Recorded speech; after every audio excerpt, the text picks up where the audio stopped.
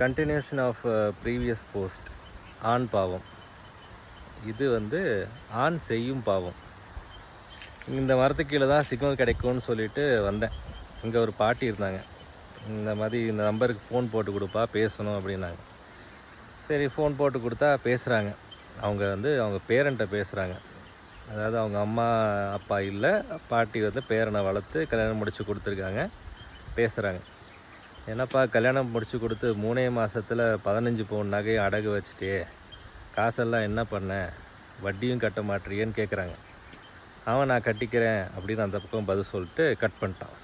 எப்பா திருப்பி போடுப்பா, அவன்கிட்ட பேசணும் அப்படின்னாங்க. நானும் திருப்பி போட்டு கொடுத்தேன்.